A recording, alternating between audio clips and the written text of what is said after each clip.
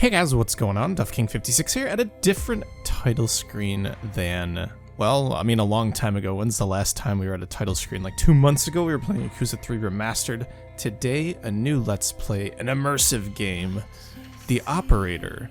So welcome. I won't spend too long because I don't know much about the game at all. All I know is it's like a detective FBI type of story game. So down for something immersive like that, and I heard it's voice acted, so I know it's on the shorter side, so I'll try to chop things up the best I can. But without further ado, let's just hop into the new game and see what's going on.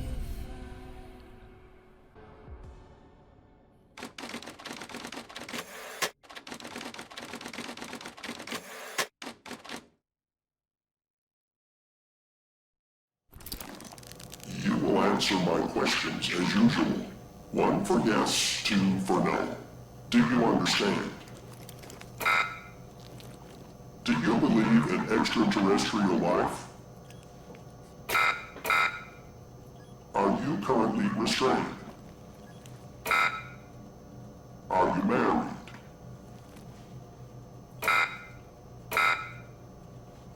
Do you work in law enforcement? Do you know who I am? Do you know who you are? Are you...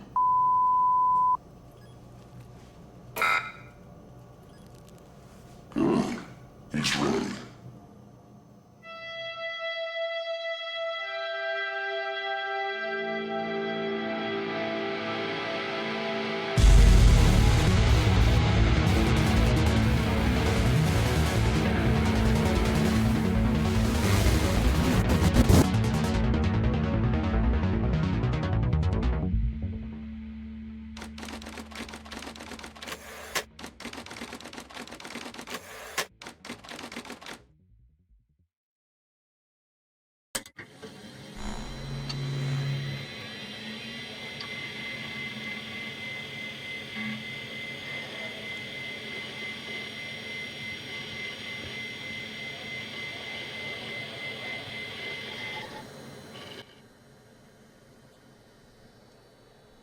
Uh-oh. Wait, do we get to interact with this? Oh, yeah. Hell yeah. Let's see. Oh, God. I can't type. Wait, oh. I can't type. I was typing the right letters. It's just this guy's user and pass. Okay. Anyways, the game takes place the year I was born, so if anyone says that I'm old, you're probably right. Anyways, it looks like we're playing this guy named Evan Tanner. So let's log into his computer here. I'm just going to do, like, the top line of the keyboard. QWERTY UE up. Alright, that's our password now. Sorry in advance if we have to remember this and I got this wrong. We logged into our computer for the first time. Welcome to the Federal Department of Intelligence. The truth that we seek. Operator number 08891, Evan Tanner. Welcome to the FDI. You are assigned to the operator program. Please read the following document before proceeding. Your program supervisor will contact you with further instructions. Welcome to the operator program. Oh, hell yeah. Wait, okay. I was gonna say that was... I must have just misclicked that. Anyways. This is a secure and monitored federal government terminal. All authorized access is strictly prohibited and subject to criminal prosecution. Sharing of any information from the terminal with unauthorized personnel is forbidden and also subject to criminal prosecution. What is the operator program? It has been specifically designed to provide technical support to field agents, henceforth abbreviated as agents. Okay, field agents, or whatever, while also ensuring a high level of confidentiality. How does it work? Okay, so we call the hotline. Calls dispatched to secretaries who verify our identity, clearance level, and request. The request is forwarded to a supervisor. The supervisor dispatches the call to an operator. The direct line is established between us and the operator, and then our technical request is fulfilled and the line is closed. For additional info, please contact our supervisor. It's extremely confidential. Mike Trench! Alright, let's answer. Hey, pal. How you holding up? Get all that booze out of you?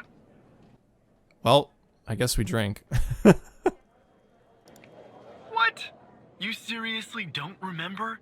You wanted to celebrate your new job, and I quote, ahem, properly. Well, I'm happy you're here. You and me at the FDI together. It's really great. But I gotta tell you something. When we're on the job, I can't treat you differently than anybody else. You understand, right? Yeah, I mean, that makes sense. He is a director. Interesting. They have a different letter in front of their name. It's an A instead of a O, which what he has. 0006. He's pretty, like, weathered in the company, I guess. But anyways, I guess the tables have turned. I don't know about that. That's kind of interesting. We'll do it this way. Good. Well, I'd better run. The FDI can't run itself now, can it? Good luck with your first day. All right? All right. I should definitely voice our own lines if it sounds like we're not being voiced, which is fine. But anyways, I'm trying to think, like, we probably should say Director Trench. All right, cool. Whoops, I forgot to voice myself again. Anyways, oh, Xavier Skinner, he's a supervisor, so he's the guy that's probably contacting us after we got our tutorial out of the way. Good morning, Mr. Tanner. Welcome to the FDI. I assume you're up to speed on your mission here at the operator program? I did read the welcome document, sir. You know the basics. Good. So, just to recap, your job is to support our agents by providing them with all the help they need in the field to solve a case. That help can come in the form of fact-checking, video and audio analysis, even lab work. My job as a supervisor is to link the agents with an appropriately matched operator. Any questions? No, we're getting calls from agents, we're connecting them through to our supervisors, and we're helping them out, so. Nope, when do I start? Fine, but first you need to learn how to respond to an agent's request. Let's do a dry run, shall we? I want you to find my age. This objective just popped up at the top left of your screen, beside the applications menu. See it? Whenever you're stuck, or if you need help, simply click on the question mark next to the objective. Go on and click on the question mark, Tanner. Okay. Yes, just like that. You can always click on the question mark if you get stuck, though I'm hoping this won't happen often. I'm giving you access to the human database. The Human DB, as we call it here. You can find this and other tools to help you solve agent requests in the applications menu. Now go ahead, Operator Tanner. Solve my request. Find my age. When you find the answer, click on the objective and then select the answer on the screen. Okay, so we definitely don't want to be clicking the hint button as much as possible.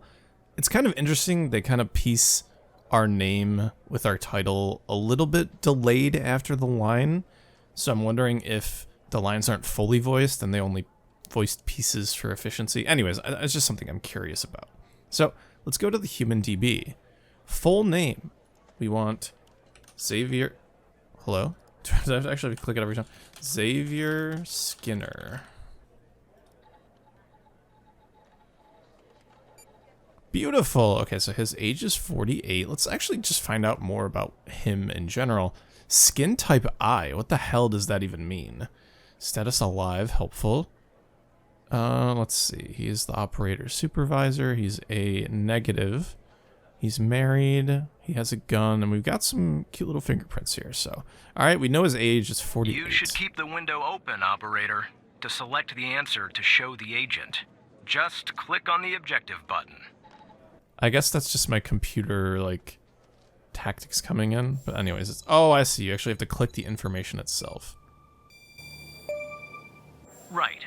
Like that, Tanner. I'll let you get settled in. And I'll contact you later with your first real request.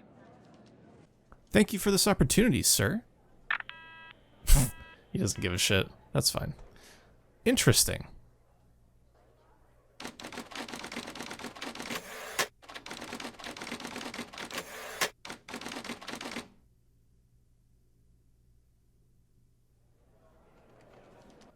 So we actually work in DC? I'll take that. Whoa! We've got a call. I want to click on our name, though. That's it. Okay. Interesting. Tanner, looks like your first request is somewhat of a baptism by fire. I have an agent working a homicide. It's her first case, too. Not ideal, but consider this a learning experience. I'll be monitoring you in the background. Okay, I look forward to the challenge, sir. I'm patching the agent through now. Okay, give me my call. Alexandra Pendel. It's interesting they have the IP as well and everything. Anyways, F for field agent. It's Operator Tanner, right? That's right, Agent Pendel. I don't think our paths ever crossed at the academy, did they? Anyway, I got a homicide at a bar downtown called The Sanctuary. Ironic, no? My Vic, dead on arrival, is male, Caucasian, early 60s. He was shot in the head at close range around 2 a.m., just before closing time. As far as evidence, I got some surveillance footage from the bar, and some kind of list that I found on the deceased. Any chance you can work your operator magic and help find me an ID on the shooter? An ID on the shooter. I'll do my best, Agent. Thanks, operator. Okay, I'm sending over the files. Good luck. Hell yeah, we'll download that shit. Cool. Alright, so we have our first case. It's case number 48151 CMO2. I don't know why it's dashed with like a camera, but maybe that's the surveillance footage it's attached to. But either way, shot in the head at close range around 2 a.m. at a bar called the Sanctuary. Surveillance and a list. So, interesting. Pendel's case. Interesting that the bar folder is just a shortcut, as you can see, to the documents here. So, let's check the camera footage first.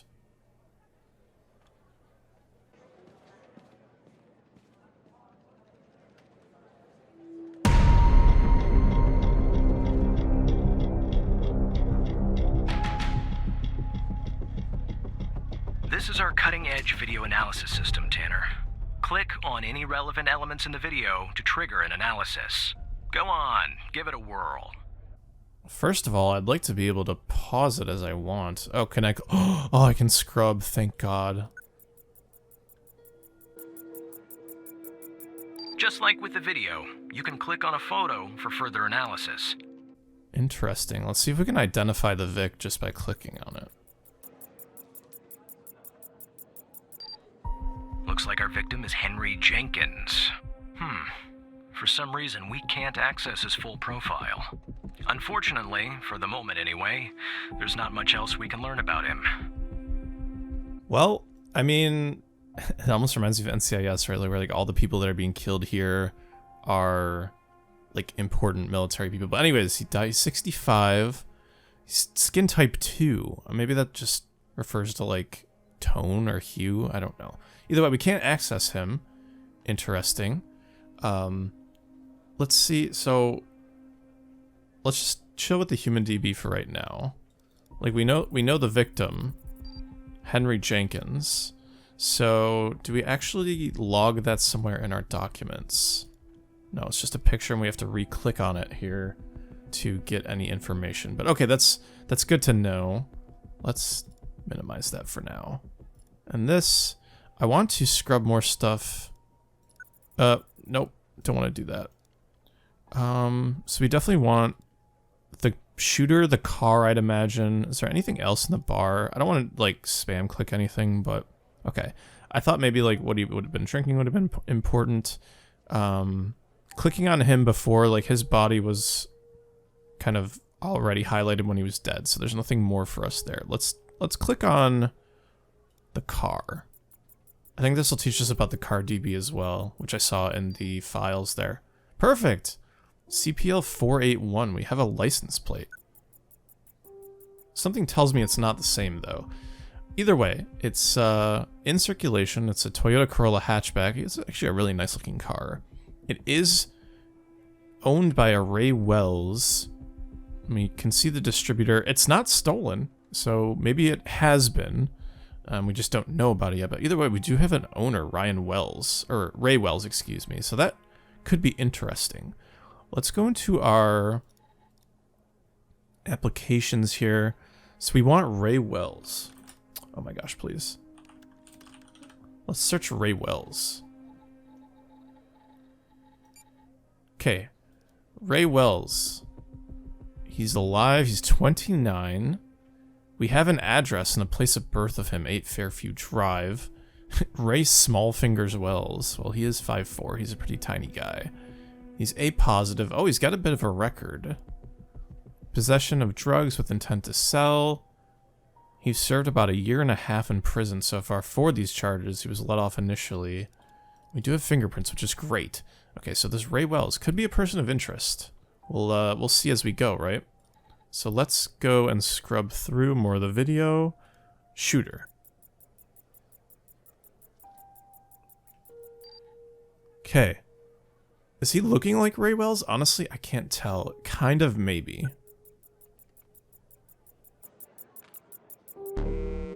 The footage quality is insufficient for a proper ID, operator. You'll need to find another way to ID the killer. Interesting. So we do have Ray Wells as a means of identifying said killer.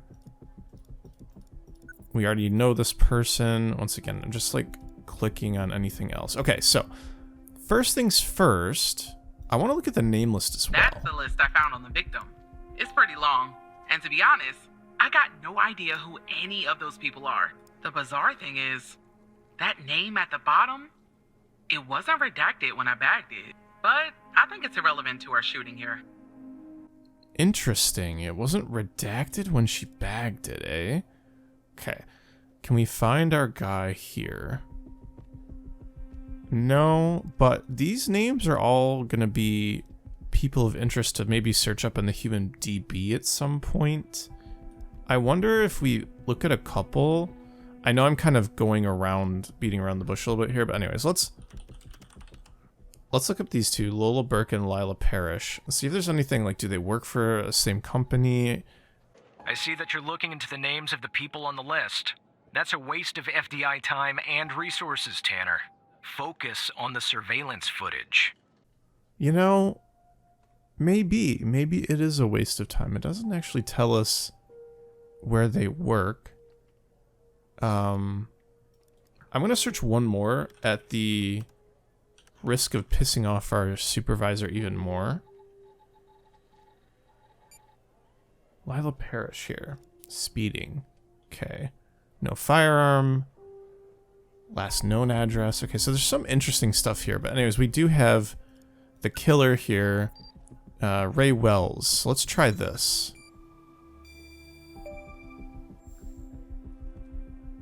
The car belongs to Ray Wells. Nice. Now we know the perp's name. You got something for Wells' address? Because I'll take it if you do. Oh yeah, we do actually. Let's go to Human DB. We'll go to Ray Wells.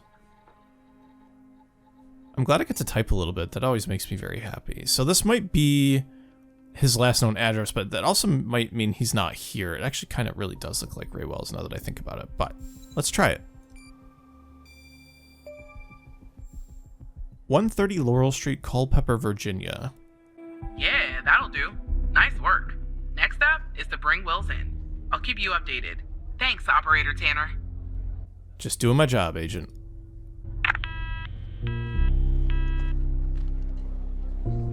Not bad, Tanner. Not great, but not bad either. I'll contact you later with your next request. What do you mean, not bad? No need to worry, Operator. You'll improve with time. That's kind of ominous.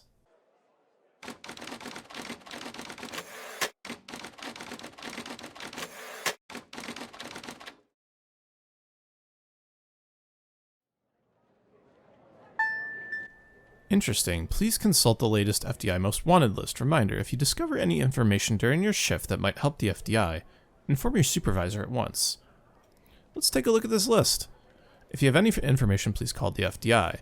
Fred Smorkinski. Oh, well, we had no time to look. Well, thanks.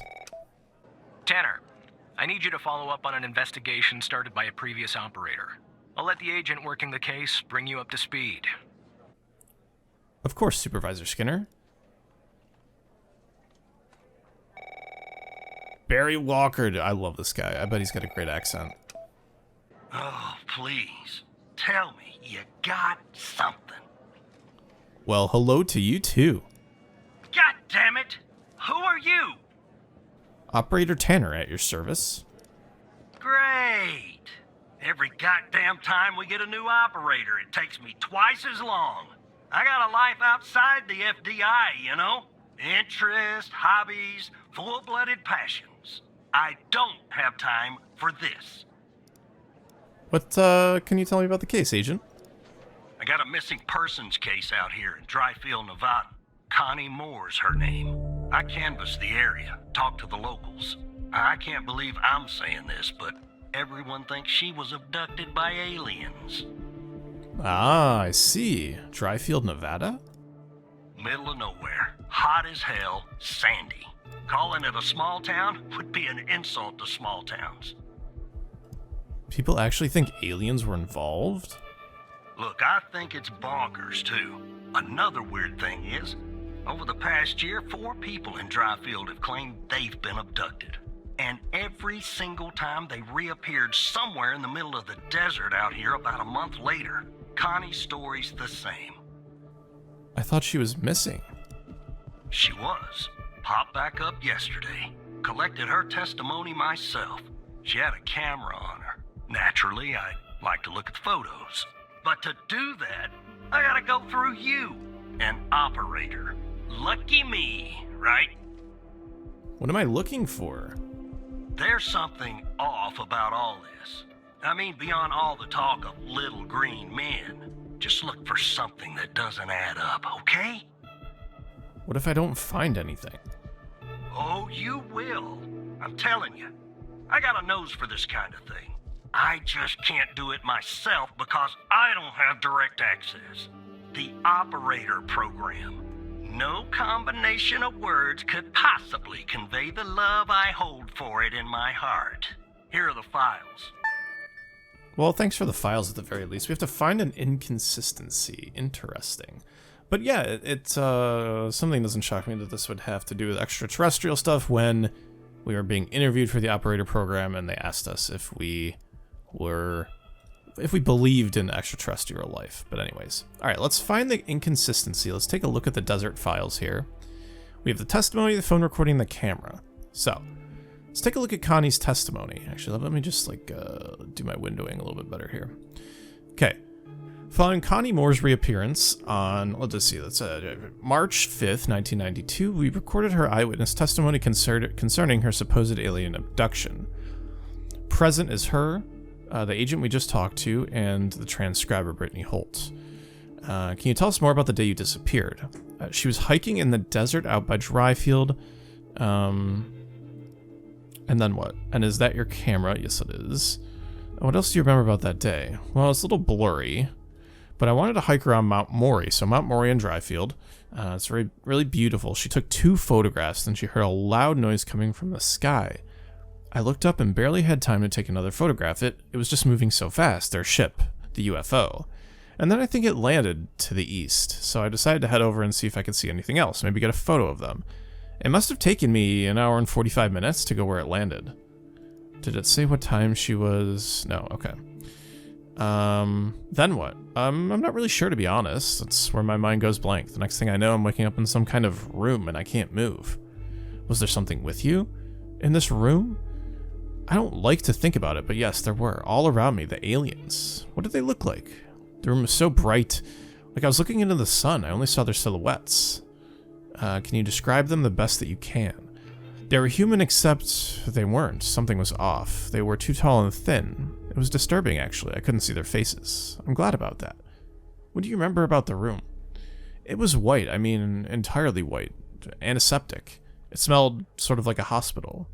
There were no doors, no windows, nothing. Just whiteness. What do you think they wanted with you? I think they wanted to learn about me, to study me. I was so scared I couldn't think straight. They kept asking me questions over and over again. What kinds of questions? About my life, my family, my beliefs, everything. I guess that's what they do. Study humans. What else do you remember? They had these strange voices, sort of mechanical. And there was a machine they were using on me. It was clamped to my head. I don't know what it was, but it hurt. Can you tell us anything else, Connie? Not really. Next thing I remember, I'm waking up in the desert outside Dryfield. My head was throbbing. Maybe because of their drugs or mind probes, I don't know. I just wandered around out there. Luckily, somebody found me, or I might have died from dehydration. Then I guess they called the cops, or then the cops called you. End of story. So, by the way, antiseptic, I don't think you need the C there unless it's some odd British spelling. But anyways, mostly because, I say that because in the settings of the game, it asks if you want imperial units or metric. Take a look at the phone recording here.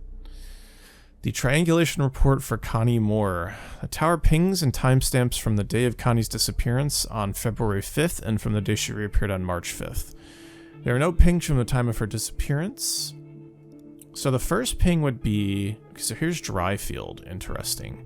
So the blue line is her last ping on the way for her abduction, and the 5th is where she was found in the desert. So she starts out in Dryfield, she walks up Mount Maury, and then she heads east, which I don't think is an inconsistency. She said it took her about, what, an hour and a half to get down there, so let's just go back here. Her memory seems actually pretty solid. So she wanted to hike around Mount Maury. Let me see if there's something about Dryfield. So she's hiking the desert out in Dryfield, Mount Maury. It takes about an hour and 45 minutes to get there. So, I mean, she's not wrong. It's an hour 41, so that's not an inconsistency. She did hike east. I'm assuming this is like north is top, kind of like default any picture image, right? She is hiking around Mount Maury, which is just outside of Dryfield. And that's good so far. Let's take camera photos here. Oh, interesting. You can change like the language. Oh, I love how interactable that is. Okay, this is really bad. I was gonna say stop doing that. Format. Let's look at the raw images. Okay, so can we resize it? I don't think so, right? So this is 9/19. She took one picture facing this mountain here. 9:43. It's another image here. And here's the UFO photo, supposedly here, at 10:13, which is around this place where she pinged. Show timestamp on, show grid on. I don't know what the grid would do for us, but okay. So we have to find some inconsistency here. I want to take the grid off now because it's annoying. Okay. Will changing the format do anything? No. Okay. Oh, you guys can hear how much I click? That's kind of concerning. Okay. So, of course the camera doesn't work now. Alright, so we have the testimony, the phone recording, which we have. No pings.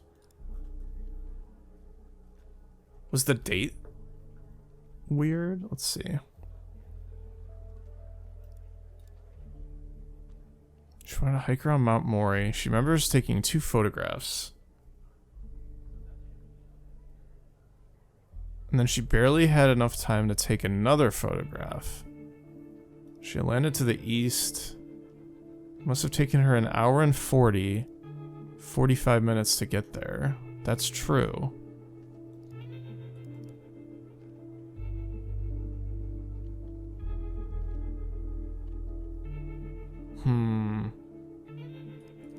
She did wake up in the desert outside Dryfield.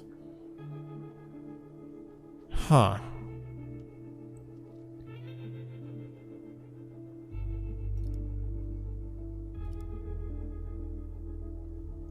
Oh wait, the date is wrong.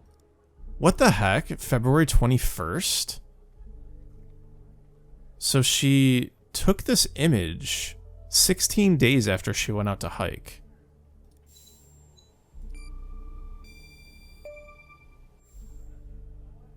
The photo was taken on February 22nd, 1st, 1992, 16 days after her disappearance. Jackpot. Connie said she took that photo the day she disappeared. Clearly, she didn't. Maybe the aliens did funny things to her brain. Maybe her brain was funny to begin with. Do me a favor. Locate the position on the map where she supposedly snapped this photograph. Okay, so this is 10:13 a.m. But, How would I do that?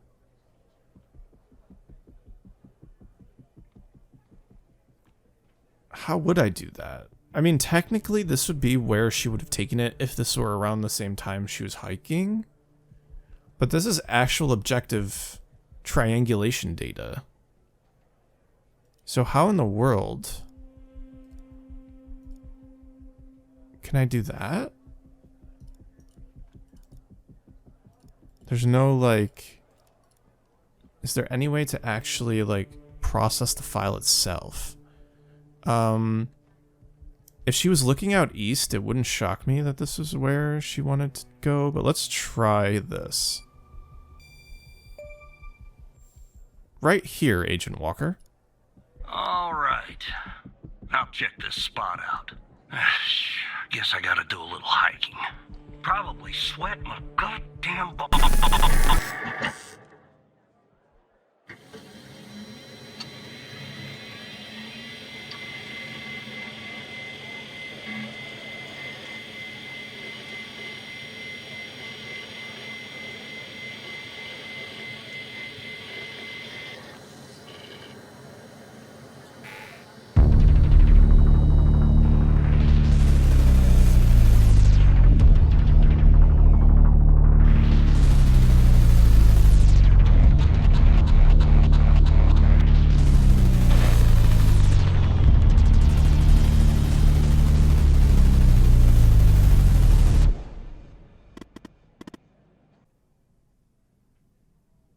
Hello, Evan. How do you know my name?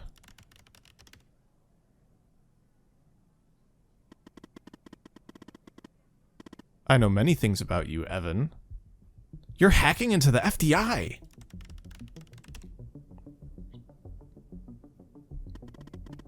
I kind of figured that one out. I wouldn't if I didn't have to. But since you guys aren't really doing your jobs... What are you talking about?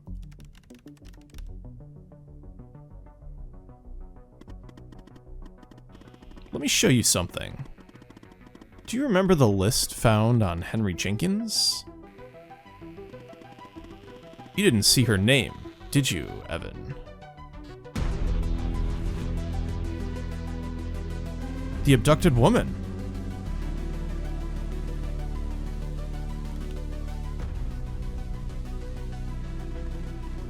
Pretty big coincidence, don't you think? Don't you find it a little curious that her name happens to be on this list? I'm also going to assume that you didn't notice that of the 136 people on it, 122 have been reported missing? I didn't notice, no.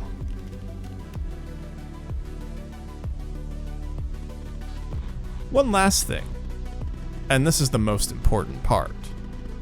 There's a name near the bottom that's been redacted. That name is the key to understanding everything. I have to go now, Evan, but I'll be in touch soon. Promise. Don't go, tell me more! I kinda like that, actually. What?